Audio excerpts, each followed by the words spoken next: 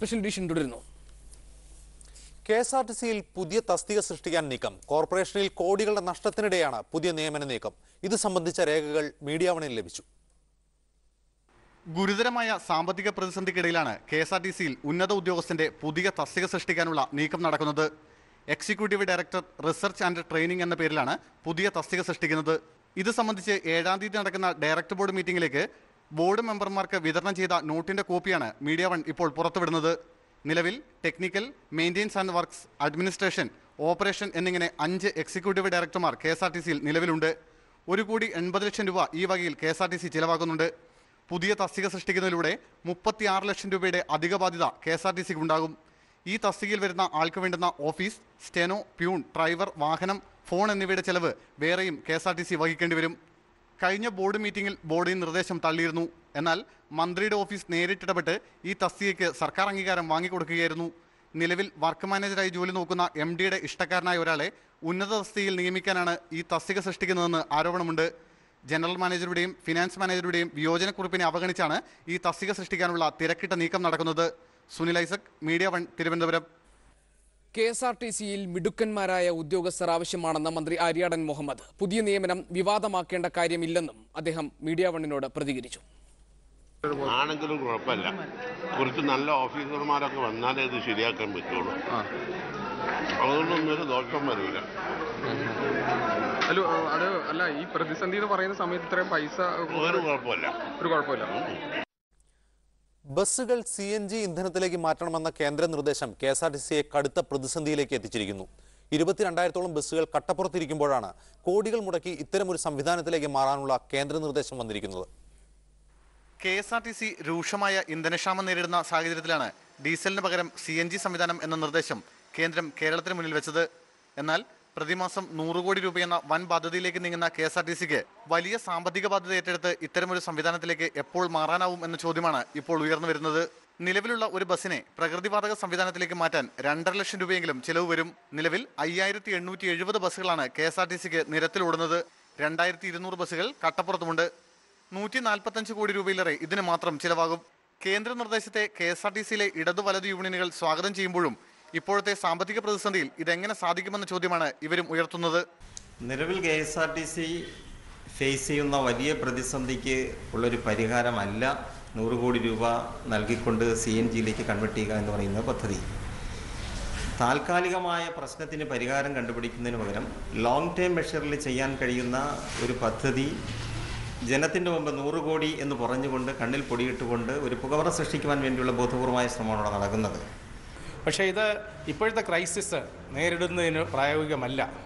ഇപ്പോഴത്തെ ക്രൈസിസ് എന്ന് പറയുന്നത് ഈ CNG നടപടി നമ്മുടെ കേരളത്തിൽ ഇംപ്ലിമെൻ്റ് ചെയ്യണമെങ്കിൽ വളരെയധികം കാലതാമസമുണ്ട്. KSRTCയുടെ മൊത്തം വാഹനങ്ങൾ CNGയിലേക്ക് കൊണ്ടുവരണമെങ്കിൽ അതിന് വളരെയധികം സമയം പിടിക്കും. അതിന് വളരെയധികം കോടിക്കണക്കിന് രൂപ, ആയിരക്കണക്കിന് കോടി രൂപയുടെ ബാധ്യത KSRTCക്ക് വരും.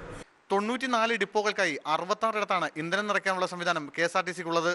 പുതിയ സംവിധാനത്തിലേക്ക് മാറുമ്പോൾ പുതുതായി ഒരു ഫില്ലിംഗ് സ്റ്റേഷൻ നിർമ്മിക്കാൻ ഏകദേശം 3 കോടി രൂപയിലേറെ ചിലവാകുമെന്നാണ് കണക്ക്.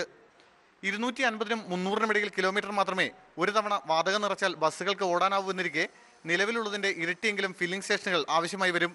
ഈ ഫില്ലിംഗ് സ്റ്റേഷനുകളിലേക്ക് CNG കൊണ്ടുവരാനുള്ള പൈപ്പ് ലൈനുകളുടെ നിർമ്മാണമടക്കം കടമ്പകൾ വേറെയുമുണ്ട്. കേന്ദ്ര സർക്കാരിൻ്റെയോ സംസ്ഥാന സർക്കാരിൻ്റെയോ നല്ല രീതിയിലുള്ള സഹായമില്ലെങ്കിൽ CNGയിലേക്ക് ചൂട് മാറ്റാനുള്ള KSRTCയുടെ പദ്ധതി ഉടനൊന്നും നടപ്പിലാകില്ല. Sunil Isaac, media one, Thiruvananthapuram. KSRTC പെൻഷൻകാരുടെ 2 മാസമായി മുടങ്ങിയ പെൻഷൻ 2 ഘട്ടമായി വിതരണം ചെയ്യും. 14,000 രൂപ വരെയുള്ള പെൻഷൻ നാളെ മുതലും അതിന് മുകളിലുള്ളവ അടുത്ത ഘട്ടത്തിലും വിതരണം ചെയ്യാനാണ് തീരുമാനമായത്. യൂണിയൻ നേതാക്കളും KSRTC MDയുമായി നടത്തിയ ചർച്ചയിലാണ് തീരുമാനം. പെൻഷൻ മുടങ്ങിയതിനെ തുടർന്ന് കഴിഞ്ഞ കുറേ ദിവസങ്ങളായി പെൻഷൻകാർ സമരത്തിലായിരുന്നു. സ്വകാര്യ ബസ്സുകൾക്ക് പെർമിറ്റ് നൽകാനുള്ള സർക്കാർ നീക്കം ഹൈക്കോടതി തടഞ്ഞു. തിരുവനന്തപുരം നഗരത്തിൽ 8 സ്വകാര്യ ബസ്സുകൾക്ക് പെർമിറ്റ് നൽകാനുള്ള നീക്കമാണ് ഹൈക്കോടതി തടഞ്ഞത്. KSRTC നൽകിയ ഹർജി പരിഗണിച്ചാണ് ഹൈക്കോടതി വിധി. ഡീസൽ വില വർധനയെ തുടർന്നുണ്ടായ പ്രതിസന്ധിയുടെ മറവിലായിരുന്നു സർക്കാർ നീക്കം. ഡീസൽ വില വർധനവിനെ നേരിടാൻ തമിഴ്നാട് ട്രാൻസ്പോർട്ട് കോർപ്പറേഷന്റെ ബസ്സുകൾ ഡീസൽ അടിക്കുന്നത് കേരളത്തിലെ സ്വകാര്യ പമ്പുകളിൽ നിന്ന്. ബൾക്ക് പർച്ചേസ് പട്ടികയിൽപ്പെട്ട KSRTC ലിറ്ററിന് 60 രൂപ 39 പൈസയ്ക്ക് ഡീസൽ അടിക്കുമ്പോഴാണ് നമ്മുടെ നാട്ടിലെ സ്വകാര്യ പമ്പുകളിൽ നിന്നും 50 രൂപ 86 പൈസയ്ക്ക് തമിഴ്നാട് ബസ്സുകൾ ഡീസൽ അടിക്കുന്നത്. അഴിമതിയും കെടുകാര്യസ്ഥതയും മൂലം KSRTC വൻ നഷ്ടത്തിലേക്ക് കൂപ്പുകുത്തുമ്പോഴാണ് തിരുവനന്തപുരം നഗരത്തിൽ നിന്നുമുള്ള ഈ അസാധാരണ കാഴ്ച. സംശയിക്കേണ്ട, തിരുവനന്തപുരത്തെ ഈ പമ്പിൽ നിന്നും ഡീസൽ അടിക്കുന്നത് തമിഴ്നാട് ട്രാൻസ്പോർട്ട് കോർപ്പറേഷന്റെ കീഴിലുള്ള ബസ്സുകളാണ്. തമിഴ്നാട്ടിലേക്കാൾ 60 പൈസ കുറവാണ് കേരളത്തിൽ ഡീസൽ വില. അതുകൊണ്ടാണ് തങ്ങളുടെ പൊതുഗതാഗത സംവിധാനം നിലനിൽക്കണമെന്ന് ആഗ്രഹിക്കുന്ന തമിഴ്നാട് സർക്കാർ അവരുടെ ബസ്സുകൾക്കുള്ള ഇന്ധനം ഇവിടെ നിന്നും നിറയ്ക്കുന്നത്. കഴിഞ്ഞ ഒരു മാസമായി തമിഴ്നാട് സർക്കാരിന്റെ ബസ്സുകൾ ഇവിടെ നിന്നും ഡീസൽ അടിക്കുന്നു. ദിവസേന 15ഓളം ബസ്സുകൾ ഈ പമ്പിൽ നിന്ന് മാത്രം ഡീസൽ അടിക്കുന്നതായി പമ്പുടമ രാമസ്വാമി പറയുന്നു. ഗവൺമെൻറ് പോളിസി മാറിയപ്പോൾ, സെൻട്രൽ ഗവൺമെൻറ് പോളിസി മാറിയപ്പോൾ ഒരു മാസക്കാലമായിട്ട് ഇവിടെ നിന്ന് ഫില്ല് ചെയ്തുകൊണ്ടിരിക്കുകയാണ്. നമ്മൾ വൗച്ചർ വന്നതിന് ശേഷം പേയ്മെൻറ്റ് കൊടുക്കും, അന്ന് തന്നെ ചെക്ക് എഴുതി തരും. അത് ആ പ്രകാരമാണ് ഉപയോഗിച്ചുകൊണ്ടിരിക്കുന്നത്. ചില ഡീസൽ കമ്പനികൾ ₹1.10 വരെ ലിറ്ററിന് ഈ ബസ്സുകൾക്ക് വില കുറച്ച് നൽകുന്നുണ്ട്. അടിക്കുന്ന ഇന്ധനത്തിന്റെ പണം വൈകുന്നേരമാകുമ്പോൾ TSRTCയുടെ അധികൃതർ പമ്പിൽ നേരിട്ടെത്തി നൽകും. തമിഴ്നാട് ബസ്സുകൾ കേരളത്തിൽ വന്ന് ₹50.86 ഡീസൽ അടിച്ചു പോകുമ്പോൾ നമ്മുടെ ട്രാൻസ്പോർട്ട് ബസ്സുകൾ ഇപ്പോഴും ഡീസൽ വാങ്ങുന്നത് ₹60.39. ഡീസൽ കമ്പനികളുമായി നമ്മുടെ ഭരണകർത്താക്കൾ നടത്തിയ ചർച്ച ഇപ്പോഴും എവിടെയും എത്താതെ തുടരുന്നു. തമിഴ്നാട് സർക്കാരിന് അവരുടെ പൊതുഗതാഗത സംവിധാനം നിലനിന്ന് കാണണമെന്ന് ആഗ്രഹമുണ്ട്. നമ്മുടെ മുഖ്യമന്ത്രി ഉമ്മൻചാണ്ടിയും മന്ത്രി ആര്യാടൻ മുഹമ്മദും ഈ കാഴ്ച കണ്ടുപിടിക്കണം. തിരുവനന്തപുരം നഗരത്തിലെ ഒരു പമ്പിൽ നിന്നും ക്യാമറമാൻ സനോജ് കുമാറിനൊപ്പം സുനിൽ ഐസക്, മീഡിയ 1 തിരുവനന്തപുരം. വിഴിഞ്ഞം കണ്ടെയ്നർ ട്രാൻസ്ഷിപ്മെന്റ് എന്നേക്കുമായി അട്ടിമറിച്ചുവെന്ന് മുൻ തുറമുഖ വകുപ്പ് മന്ത്രിമാർ. തൂത്തുക്കുടിയിൽ പുതിയ തുറമുഖത്തിന് അനുമതി നൽകിയത് കാരണം വിഴിഞ്ഞത്തിന്റെ എല്ലാ അവസരവും അടഞ്ഞുവെന്ന് മുൻ മന്ത്രിമാരായ വി സുരേന്ദ്രൻപിള്ളയും എം വിജയകുമാറും ആരോപിച്ചു. കേന്ദ്ര ബജറ്റിൽ ഇപ്പോൾ തൂത്തുക്കുടിക്ക് അനുവദിച്ച 2500 കോടി രൂപ കേരളത്തിന് ലഭിക്കേണ്ടിയിരുന്നതാണ്. LDF സർക്കാരിന്റെ കാലത്ത് അടിസ്ഥാന സൗകര്യങ്ങളുടെ പണി പൂർത്തിയായതാണ്. പരിസ്ഥിതി മന്ത്രാലയത്തിന്റെ അനുമതി മാത്രമേ വിഴിഞ്ഞം പദ്ധതിക്ക് ലഭിക്കേണ്ടതുള്ളൂ. സെൻട്രൽ എൻവയറൺമെന്റ് മിനിസ്റ്റർ ഇവിടെ വന്നിട്ട് പറഞ്ഞു, ഞങ്ങളോട് ഇതുവരെയും എൻവയറൺമെന്റൽ ക്ലിയറൻസ് കേന്ദ്രത്തോട് ആവശ്യപ്പെട്ടിട്ടില്ല എന്ന്. ശുദ്ധ അനാവശ്യമാണ്, പച്ചക്കള്ളമാണ്. ബാക്കി എല്ലാ ഇൻഫ്രാസ്ട്രക്ചറും ഞങ്ങൾ പൂർത്തിയാക്കി. പരിസ്ഥിതിയുടെ ക്ലിയറൻസ് ഒഴികെയുള്ള എല്ലാ കാര്യങ്ങളും ഞങ്ങൾ നടത്തി. ഡ്രഡ്ജിംഗ് കൂടാതെ തന്നെ മദർഷിപ്പുകൾ പോലും കരക്കടുപ്പിക്കാൻ ആവശ്യത്തിലധികം ആഴമുള്ള രാജ്യാന്തര കപ്പൽ ചാനലിന് സമീപത്ത് കിടക്കുന്ന തീരപ്രദേശമാണ് വിഴിഞ്ഞം. വിഴിഞ്ഞത്തെ അവഗണിക്കുകയില്ല, വിഴിഞ്ഞം പദ്ധതിയെ അട്ടിമറിക്കാനുള്ള അരങ്ങൊരുങ്ങിക്കഴിഞ്ഞു. ഇതിനെതിരായിട്ടുള്ള ശക്തമായ ഒരു ലോബി അന്തർദേശീയ നിലവാരത്തിലുണ്ട്. ഈ തൂത്തുക്കുടി ഉൾപ്പെടെ വരുന്നതോടുകൂടി വിഴിഞ്ഞം ഒരു കാലത്തും വിഴിഞ്ഞം പദ്ധതി യാഥാർത്ഥ്യമാകാൻ പോകുന്നില്ല. നാട്ടുകാർക്കിടയിൽ പ്രതിഷേധം ശക്തമാണ്. കല്ലിന് വേണ്ടി അങ്ങനെ ഇരിക്കണം. അവിടെ ബഡ്ജറ്റ് അവതരിപ്പിച്ചപ്പോൾ കേരളത്തിന്റെ വിഹിതം ചോദിച്ചു വാങ്ങിക്കാൻ പറ്റില്ലേ? കേരളത്തിന്റെ സ്വപ്ന പദ്ധതി അട്ടിമറിക്കപ്പെടുമോ എന്ന ആശങ്ക സജീവമാണ്. വിഴിഞ്ഞം രാജ്യാന്തര തുറമുഖത്ത് നിന്നും ക്യാമറാമാൻ ആനന്ദ് ആലന്തറയ്ക്കൊപ്പം അജിത് ലോറൻസ്, മീഡിയ 1. മാറാട് പുനരന്വേഷണം UDF സർക്കാർ മരവിപ്പിച്ചതായി CPIM സംസ്ഥാന സെക്രട്ടറി പിണറായി വിജയൻ. ലീഗിന്റെ സമ്മർദ്ദത്തിന് വഴങ്ങി CBI അന്വേഷണം കേന്ദ്ര സർക്കാർ വേണ്ടെന്ന് പറഞ്ഞുവെന്നും പിണറായി വിജയൻ ആരോപിച്ചു. കോഴിക്കോട് കോട്ടുളിയിൽ ബ്രാഞ്ച് കമ്മിറ്റി ഓഫീസിന്റെ നിർമ്മാണോദ്ഘാടനം നിർവഹിച്ച് സംസാരിക്കുകയായിരുന്നു പിണറായി. LDF ഗവൺമെന്റ് അധികാരത്തിലുള്ള ഘട്ടത്തിൽ LDF ഗവൺമെന്റ് ആവശ്യപ്പെട്ടു കേന്ദ്ര ഗവൺമെന്റ് ഏജൻസിയെ വിട്ടു തരണം അന്വേഷിക്കാൻ. പക്ഷേ കേന്ദ്ര ഗവൺമെന്റ് അത് നിഷേധിച്ചു. എന്താ കാര്യം? അത്തരമൊരു അന്വേഷണത്തെ ഇവിടുത്തെ ലീഗ് ഇഷ്ടപ്പെടുന്നില്ല. ലീഗിന്റെ സമ്മർദ്ദത്തിന്റെ ഭാഗമായി കോൺഗ്രസ് പാർട്ടി ആ അന്വേഷണം കേന്ദ്ര ഗവൺമെന്റ് ഏജൻസി ഏറ്റെടുക്കാൻ പാടില്ല എന്ന് സമ്മർദ്ദം ചെലുത്തുന്നു. ഈ കഴിഞ്ഞ തെരഞ്ഞെടുപ്പിൽ UDF അധികാരത്തിൽ വരുന്നു. അധികാരത്തിൽ വന്നപ്പോൾ UDF ചെയ്ത കാര്യം, LDF ഗവൺമെന്റ് ഇതുമായി ബന്ധപ്പെട്ട് അന്വേഷണം നടത്താൻ ചുമതലപ്പെടുത്തിയ ആ അന്വേഷണ സംവിധാനത്തെ മരവിപ്പിക്കലാണ്. എന്ത് ചെയ്തു? അന്വേഷണ സംവിധാനത്തിന്റെ തലവനെ അങ്ങ് മാറ്റി. സ്പെഷ്യൽ എഡിഷനിൽ ഇനി ഒരു ഇടവേള.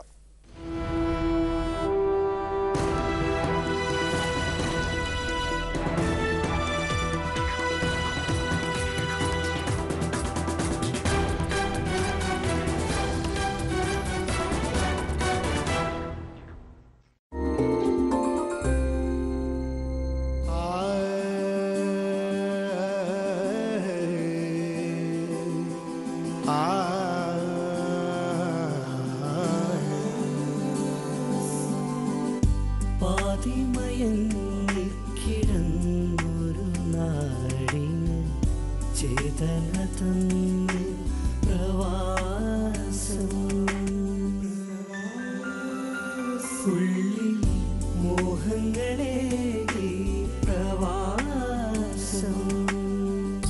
നിത്യവിരഹത്തിൻ നീർത്തുള്ളിയിൽ പ്രേമ സ്വപ്നങ്ങൾ നൽകി പ്രവാസം പ്രേമ സ്വപ്നങ്ങൾ നൽകി പ്രവാസം ദേശാടനം.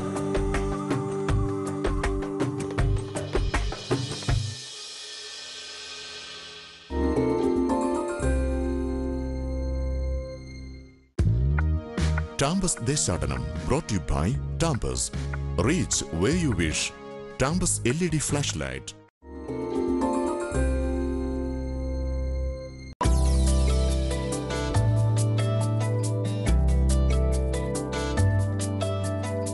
മലയാളിയാണെന്ന് പറയാനാണോ അഭിമാനിക്കുന്നത്, അതോ വിവാഹശേഷം ഇപ്പോൾ അറബിയാണെന്ന് പറയാനാണോ ആഗ്രഹം കൊടുക്കുന്നത്? വലതെന്ന് ചൊല്ലിയ ലെഫ്റ്റ് ആണോ റൈറ്റ് ആണോ മലയാള പുത്രന്റെ ചോദ്യം ഇതെന്നോട് ചോദിച്ചതാ. എൻ്റെ ഫാമിലി ഇപ്പോൾ അറബിയാണ്. അപ്പോൾ അവിടെ എത്തുമ്പോൾ അറബി ആ കൾച്ചറായിട്ട് ജീവിച്ചു പോകും.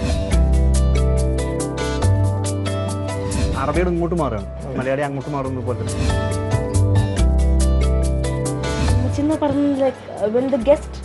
ആരെങ്കിലും ഗസ്റ്റ് നമ്മുടെ വീട്ടിൽ വരുമ്പോൾ പത്രി ഇറച്ചി ഉണ്ടാക്കില്ലെങ്കിൽ നമുക്ക് ആ ഗസ്റ്റിന് സന്തോഷമായില്ല. We are not happy from this guest. Tea talk അന്വേഷിക്കുന്നു അറബ് മലയാളത്തിന്റെ പേരുകൾ, ഒപ്പം അതിന്റെ വർത്തമാനവും.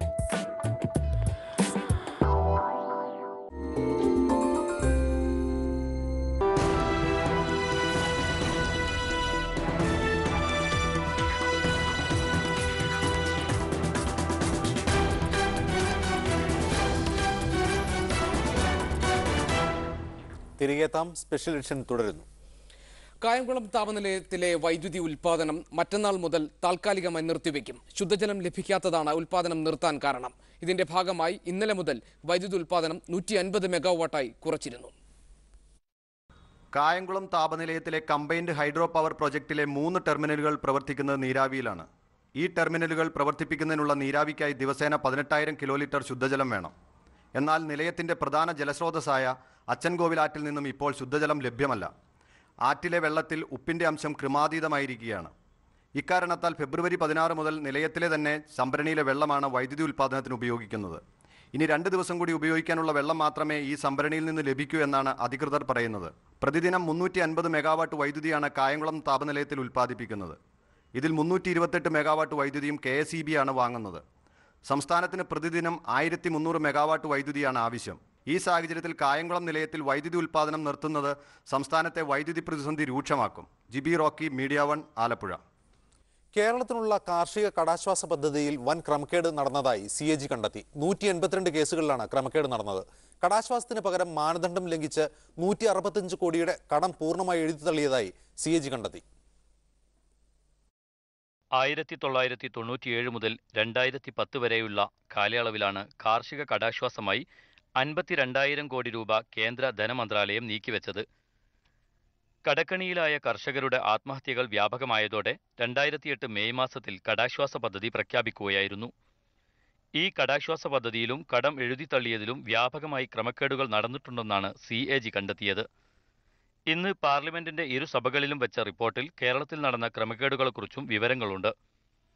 പദ്ധതിയുടെ ആനുകൂല്യം ലഭിച്ച 90,576 കർഷകരുടെ വിവരങ്ങൾ CAG പരിശോധിച്ചിരുന്നു. ഇതിൽ 20,216 കേസുകളിലാണ് ക്രമക്കേട് കണ്ടെത്തിയത്. അതായത് മൊത്തം പദ്ധതിയിൽ 22.32% ക്രമക്കേട് നടന്നിട്ടുണ്ട്. CAG പരിശോധിച്ചവയിൽ 164 കോടി രൂപയുടെ സഹായം മാനദണ്ഡം ലംഘിച്ച് നൽകിയതായി കണ്ടെത്തി. യോഗ്യരായ അപേക്ഷകരിൽ 1,257 പേർക്ക് സഹായം നിഷേധിച്ചു. എന്നാൽ അനർഹരായ 6,822 പേർക്ക് വഴിവിട്ട് സഹായം നൽകി. ഇതിനായി 20 കോടിയിലധികം രൂപയാണ് ചെലവഴിച്ചത്.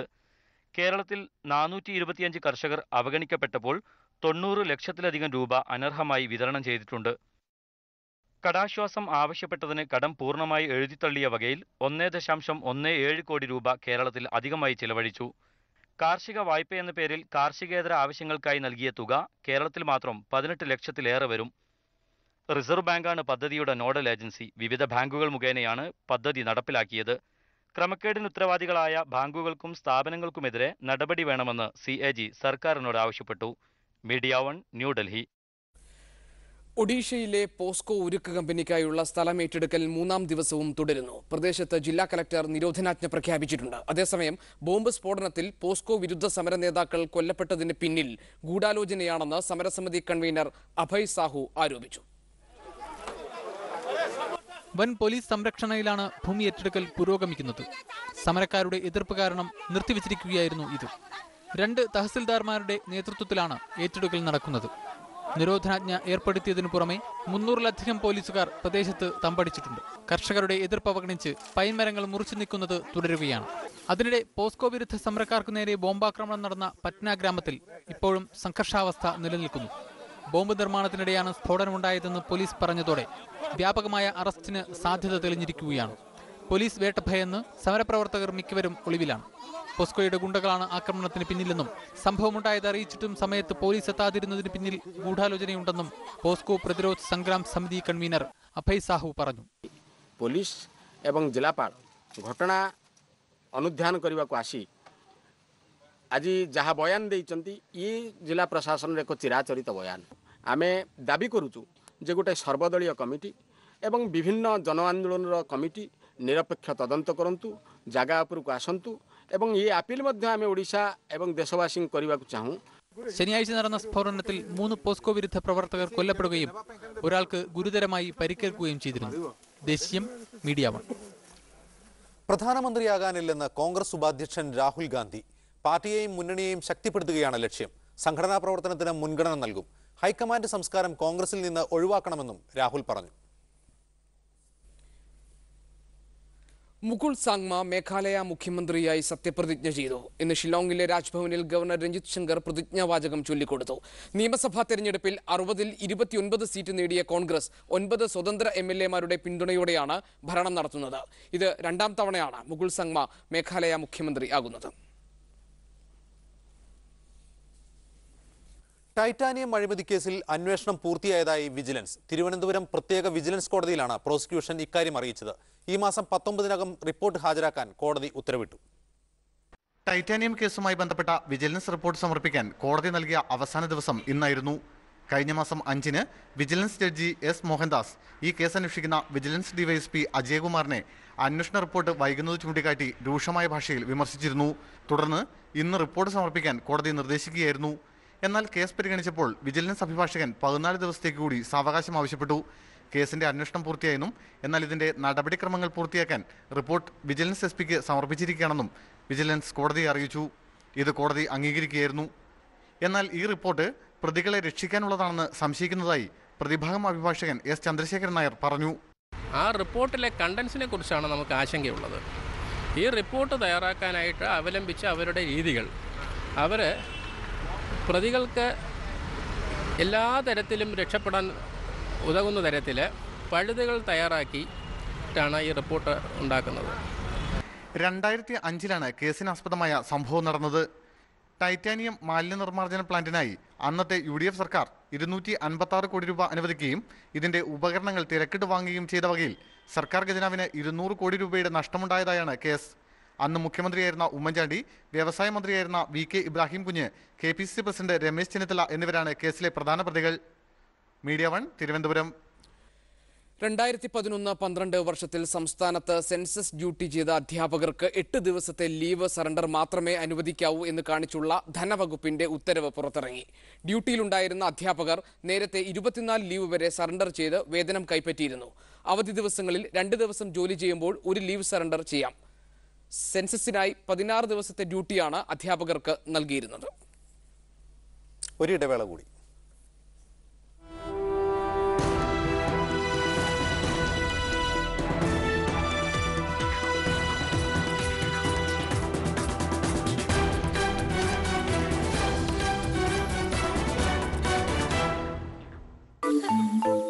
In life, you wanna try many things as time flies. You dream with reaching the sky, said living a better life. You see, you could be what you want to be. We do make dreams. Aston Home Space Workspace Fun Space.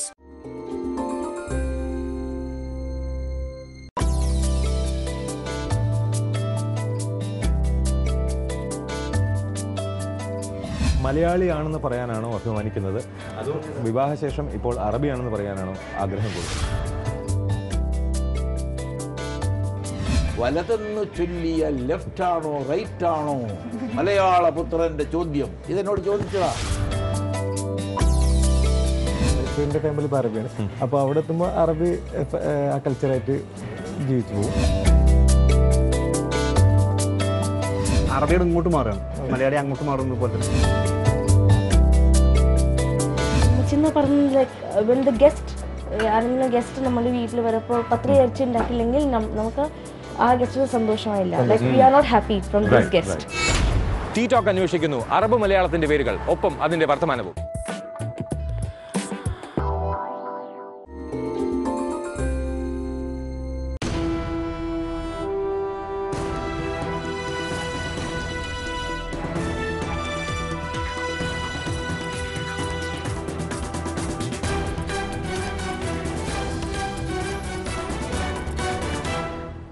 Special edition തുടരുന്നു. ഇസ്രായേലിൽ വർണ്ണവിവേചനത്തിന് പുതിയ രീതി. ഇവിടെ ഫലസ്തീനികൾക്കായി പ്രത്യേക bus സർവീസാണ് ഏർപ്പെടുത്തിയിരിക്കുന്നത്. സൗകര്യം മെച്ചപ്പെടുത്താനാണ് പുതിയ ബസ് സർവീസ് എന്ന് പറയുന്നുണ്ടെങ്കിലും ഇത് ഫലസ്തീനികളെ വേർതിരിക്കാനുള്ളതാണെന്ന് പരക്കെ ആരോപണമുയർന്നു. ബസ്സിലെ തിരക്ക് നിയന്ത്രിക്കാനാണ് പുതിയ റൂട്ടുകളെന്ന് പറയുന്നുണ്ടെങ്കിലും ലക്ഷ്യം അതല്ല എന്നാണ് ഇവിടുത്തെ മനുഷ്യാവകാശ പ്രവർത്തകർ പറയുന്നത്. ഈ വേർതിരിവിനെ ഒരു തരത്തിലും ന്യായീകരിക്കാനാവില്ല. ഇത്തരത്തിലുള്ള വിവേചനങ്ങൾ അതിരുകടന്നവയാണെന്നും അവർ പറയുന്നു. If there is a problem, and apparently there is a problem with overcrowding on the buses, it's great to add extra buses, but it has to be clear that everybody has the right to get on every bus. The idea that you can have buses for Palestinians and buses for Israelis, it's offensive and appalling. It should be clear to everyone that it is completely unjustifiable. ഇസ്രയേലിനും West ബാങ്കിനും ഇടയിലാണ് പുതിയ സർവീസുകൾ. ദിനംപ്രതി 100 കണക്കിന് ജോലിക്കാരാണ് ഇതുവഴി യാത്ര ചെയ്യുന്നത്. ഈ മേഖലയിൽ ഒന്നിച്ചുള്ള യാത്ര സുരക്ഷാ പ്രശ്നങ്ങൾ ഉണ്ടാക്കുന്നുവെന്ന് ഇസ്രയേലുകാരുടെ ആരോപണത്തെ തുടർന്നാണ് പുതിയ തീരുമാനത്തിലെത്തിയത്. ഇങ്ങനെയൊരു നടപടി കൈക്കൊണ്ടതിൽ പലസ്തീൻകാരുടെ ഇടയിൽ ഭിന്നാഭിപ്രായമാണുള്ളത്. നിലവിൽ തിങ്ങി നിറഞ്ഞാണ് ഈ റൂട്ടിൽ ബസ്സുകൾ ഓടുന്നത്. ഈ ബുദ്ധിമുട്ട് പരിഹരിക്കുന്നതിനാണ് പുതിയ 2 ബസ്സുകൾ കൂടി അനുവദിക്കുന്നത് എന്നാണ് ഇസ്രയേലിന്റെ ന്യായീകരണം. പൊതുയാത്രാ സൗകര്യത്തിൽ വിവേചനം കാണിച്ച് അവഗണനയുടെ പുതിയ അധ്യായം തുടങ്ങുകയാണ് Israel. News desk media 1. Sri Lankan സർക്കാരിന്റെ യുദ്ധക്കുറ്റങ്ങൾക്കെതിരെ ഐക്യരാഷ്ട്രസഭയിൽ ഇന്ന് പ്രമേയം. അമേരിക്കയാണ് പ്രമേയം കൊണ്ടുവരുന്നത്. പ്രമേയത്തെ ഇന്ത്യ അനുകൂലിക്കണമെന്ന് വിവിധ സംഘടനകൾ ആവശ്യപ്പെട്ടു. ശ്രീലങ്കൻ നടപടികൾക്കെതിരെ തമിഴ്നാട്ടിൽ വ്യാപക പ്രതിഷേധം നടക്കുന്നു. പ്രതിഷേധത്തിൽ തമിഴ്നാട് പോണ്ടിച്ചേരി ബാറുകളിലെ അഭിഭാഷകരും പങ്കെടുത്തു. MDMK നേതാവ് വൈക്കോ അടക്കമുള്ള നേതാക്കളും വിവിധ സ്ഥലങ്ങളിൽ പ്രകടനങ്ങൾക്ക് നേതൃത്വം നൽകി.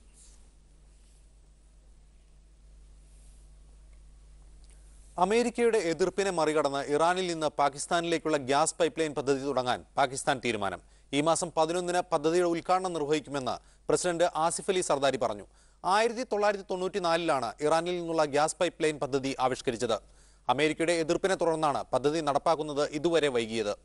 ഇറാനിലെ പദ്ധതി പ്രവർത്തനങ്ങൾ നേരത്തെ തന്നെ പൂർത്തീകരിച്ചിട്ടുണ്ട്. പാകിസ്ഥാനിലൂടെ 750 കിലോമീറ്റർ നീളത്തിലാണ് പൈപ്പ് ലൈൻ സ്ഥാപിക്കുക.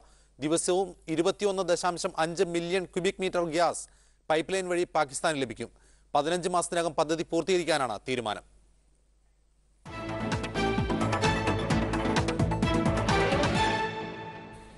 UEFA ചാമ്പ്യൻസ് ലീഗ് 2ാം പാദ പ്രീ ക്വാർട്ടറിൽ ചാമ്പ്യന്മാർ ഇന്ന് നേർക്കുനേർ. മാഞ്ചസ്റ്റർ യുണൈറ്റഡും റയൽ മാഡ്രിഡും തമ്മിലാണ് കളി. പുലർച്ചെ 1:30-നാണ് മത്സരം.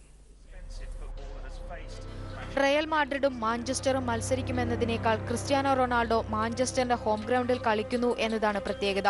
മാഞ്ചസ്റ്റർ വിട്ട് റയലിൽ ചേക്കേറിയ റൊണാൾഡോയെ കാണികൾ എങ്ങനെ സ്വീകരിക്കുമെന്നത് ആകാംക്ഷയുണ്ടാക്കുന്നു. വിജയവും ക്വാർട്ടർ ബർത്തുമാണ് ഇരു ടീമുകളുടെയും ലക്ഷ്യം.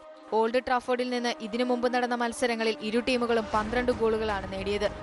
ക്രിസ്ത്യാനോ റൊണാൾഡോ 23 ചാമ്പ്യൻസ് ലീഗിൽ നിന്ന് 7 ഗോളുകൾ നേടിയതും ഇതേ ഗ്രൗണ്ടിൽ. ചാമ്പ്യൻസ് ലീഗിൽ 8 ഗോളുകളുമായി ഒന്നാമത് ക്രിസ്ത്യാനോയാണ്.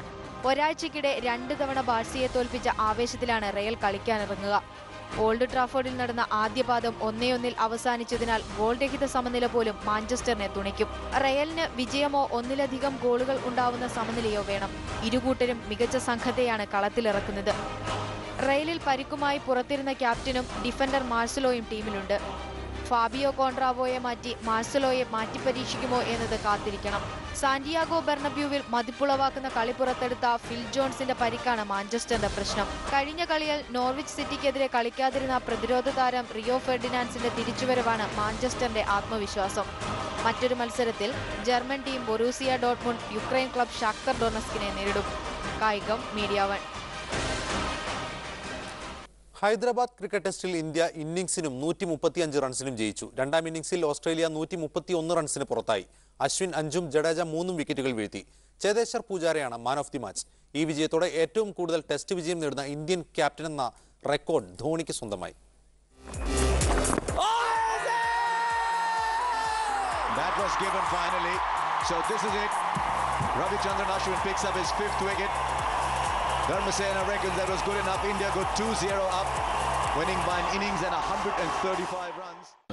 ഇന്ത്യൻ സ്പിന്നർമാർ തകർത്ത് കളിച്ചപ്പോൾ ഓസീസിന് വീണ്ടും കാലിടറി. ചെന്നൈക്ക് പിന്നാലെ ഹൈദരാബാദിലും ഓസീസ് ബാറ്റ്സ്മാൻമാർ നിലം തൊട്ടില്ല. ഇന്നിംഗ്സിനും 135 റൺസിനും ഇന്ത്യ കളി കയ്യിലൊതുക്കി. ഇന്ത്യ ഉയർത്തിയ കൂറ്റൻ ലീഡ് പിന്തുടർന്ന ഓസീസിന് തുടക്കത്തിൽ തന്നെ പിഴച്ചു. 2 വിക്കറ്റിന് 74 റൺസ് എന്ന നിലയിൽ ബാറ്റിംഗ് തുടങ്ങിയ ഓസീസ് നിരയിൽ വാട്സനാണ് ആദ്യം വീണത്. ഇഷാന്ത് ശർമ്മയുടെ ബോളിൽ ധോണി പിടിച്ച് വാട്സൺ പുറത്ത്. പിന്നെയെല്ലാം ചടങ്ങു മാത്രം. ക്യാപ്റ്റൻ ക്ലാർക്ക് അടക്കമുള്ള ബാറ്റ്സ്മാൻമാർ അശ്വിന്റെയും ജഡേജയുടെയും ആക്രമണത്തിന് മുന്നിൽ പിടിച്ചു നിൽക്കാനാവാതെ മടങ്ങി. 44 റൺസെടുത്ത ഓപ്പണർ എഡ്കോവിന് മാത്രമേ ഓസീസ് നിരയിൽ അല്പമെങ്കിലും തിളങ്ങാനായുള്ളൂ. 3 ബാറ്റ്സ്മാൻമാരാണ് റണ്ണൊന്നുമെടുക്കാതെ പുറത്തായത്. ഇതോടെ 4 ടെസ്റ്റുകൾ അടങ്ങിയ പരമ്പരയിൽ ഇന്ത്യ 2-0 മുന്നിൽ. ഇനി ചണ്ഡീഗഡിലും വിജയിച്ചാൽ ഇന്ത്യക്ക് പരമ്പര സ്വന്തമാക്കാം. Sports desk media 1. പ്രധാന വാർത്തകളിലേക്ക് വീണ്ടും. റെയിൽവേ മന്ത്രിയുമായി നടത്തിയ ചർച്ചയിൽ സംതൃപ്തിയെന്ന് മുഖ്യമന്ത്രി ഉമ്മൻചാണ്ടി. പ്രധാനമന്ത്രിയെ കാണാൻ അനുമതി ലഭിച്ചില്ലെന്നും മുഖ്യമന്ത്രി. KSRTCയിൽ പുതിയ തസ്തിക സൃഷ്ടിക്കാൻ നീക്കം. നിയമനം കോടികളുടെ നഷ്ടത്തിനിടെ രേഖകൾ മീഡിയ 1-ന്. വിവാദമാക്കേണ്ടെന്ന് ആര്യാടൻ. കേരളത്തിനുള്ള കാർഷിക കടാശ്വാസ പദ്ധതിയിൽ വൻ ക്രമക്കേട്. 182 കേസുകളിൽ ക്രമക്കേട് നടന്നതായി CAGയുടെ കണ്ടെത്തൽ. കായംകുളം താപവൈദ്യുത നിലയം സ്തംഭനത്തിലേക്ക്. അവശേഷിക്കുന്നത് 3 ദിവസം പ്രവർത്തിക്കാനുള്ള ജലം മാത്രം. വൈദ്യുതി ഉൽപാദനം വെട്ടിക്കുറച്ചു. കേരളം വൈദ്യുതി പ്രതിസന്ധിയിലേക്ക്. പ്രതിസന്ധി എത്രയും വേഗം പരിഹരിക്കുമെന്ന് മന്ത്രി Aryadan Muhammad. UEFA champions league 2ാം പാദ പ്രീ ക്വാർട്ടറിൽ ഇന്ന് മാഞ്ചസ്റ്റർ യുണൈറ്റഡ് റയൽ മാഡ്രിഡ് പോരാട്ടം. മത്സരം പുലർച്ചെ 1:30. ഇന്നത്തെ സ്പെഷ്യൽ എഡിഷൻ ഇവിടെ പൂർണ്ണമാകുന്നു. Good bye and good night.